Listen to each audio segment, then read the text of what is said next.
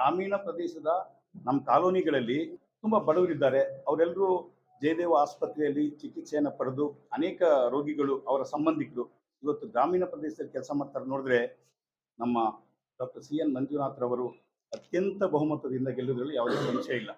ಮತ್ತೆ ನಿನ್ನೆ ಕೆಲವು ನಮ್ಮ ಸ್ನೇಹಿತರುಗಳು ಹೇಳಿದ್ದಾರೆ, ಏನಂದರೆ ದಲಿತರ ನಡೆ ಕಾಂಗ್ರೆಸ್ ಕಡೆ ಅಂತೇಳಿ. ಅದೆಲ್ಲ ಸುಳ್ಳು. ಈ ಚುನಾವಣೆಯಲ್ಲಿ ಅದು ಇಲ್ಲ.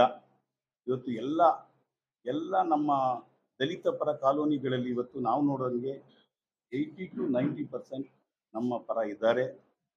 ಸನ್ಮಾನ್ಯ ಮಲ್ಲಿಕಾರ್ಜುನ್ ಖರ್ಗೆಜಿ ಅಂತ ಹೇಳಿದ್ದಾರೆ, ಮೋದಿಜಿಯವರು 400 ಸೀಟನ್ನು ಪಡೆಯೋದೇನಕ್ಕೆ ಅಂದರೆ ಸಂವಿಧಾನವನ್ನು ಬದಲಾವಣೆ ಮಾಡ್ತಾರೆ, ಅದಕ್ಕೋಸ್ಕರ ನೀವು ಭಾಳ ಎಚ್ಚರಿಕೆಯಿಂದಿರಿ ಅಂತೇಳಿ ಅವ್ರು ಹೇಳ್ತಾರೆ.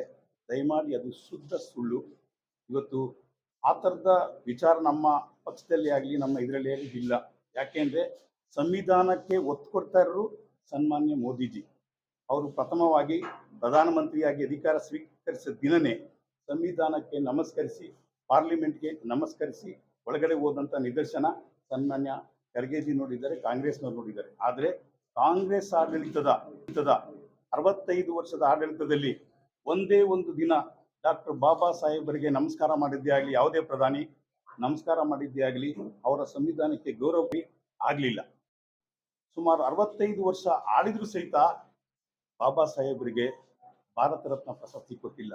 ಇದು ಬಹಳ ನೋವಿನ ವಿಚಾರ. ಇದು 400 ಸೀಟ್ ಬಂದ್ಬಿಟ್ರೆ ಬದಲಾವಣೆ ಮಾಡ್ಬಿಡ್ತೀವಿ ಅಂತ ಯಾರೋ ಮಾತಾಡೋದನ್ನ ನೀವ್ಯಾಕೆ ಸ್ವಾಮಿ ಹೇಳ್ತೀರಿ? 10 ವರ್ಷ ಆಳಿದ್ದಾರೆ, ಅದ್ರ ಬಗ್ಗೆ ಎಲ್ಲಾದ್ರೂ ಚಿಂತನೆ ಮಾಡಿದ್ದಾರೆ ಪ್ರಧಾನಿಗಳು? ಇವತ್ತು ದೇಶದ ಅಭಿವೃದ್ಧಿ, ದಲಿತರ ಅಭಿವೃದ್ಧಿ ಎರಡು ಒಟ್ಟಿಗೆ ತಗೊಂಡು ಹೋಗ್ತಾ ಇದ್ದಾರೆ. ಇದು ಶುದ್ಧ ಸುಳ್ಳು. ಜನಗಳನ್ನ ದಿಕ್ಕು ತಪ್ಪಿಸೋ ಕೆಲಸ ಇದು. ನಮ್ಮ ಜಾತ್ಯತೀತ ಜನತಾದಳ ಬಿಜೆಪಿಯ ಜೊತೆಗೆ ಮೈತ್ರಿ ಮಾಡಿಕೊಂಡು 28 ಲೋಕಸಭಾ ಕ್ಷೇತ್ರಗಳಲ್ಲಿ ನಾವು ಏನು ಮೈತ್ರಿಯನ್ನು ಮಾಡಿಕೊಂಡು ಮೈತ್ರಿ ಧರ್ಮನ ಏನು ಪಾಲಿಸ್ತಾ ಇದ್ದೀವಿ, 25 ಸ್ಥಾನಗಳಲ್ಲಿ ಬಿಜೆಪಿ, 3 ಸ್ಥಾನಗಳಲ್ಲಿ ನಮ್ಮ ಜಾತ್ಯತೀತ ಜನತಾದಳ ಅಭ್ಯರ್ಥಿಗಳಿಗೆ ಎರಡೂ ಪಕ್ಷದವರು ಒಗ್ಗಟ್ಟಿನಿಂದ ಕೆಲಸ ಮಾಡಿ 28 ಕ್ಷೇತ್ರಗಳು ಗೆಲ್ಲಬೇಕು ಅನ್ನೋ ಒಂದು ನಿಟ್ಟಿನಲ್ಲಿ ಕೆಲಸ ಮಾಡ್ತಾ ಇದ್ದೀವಿ.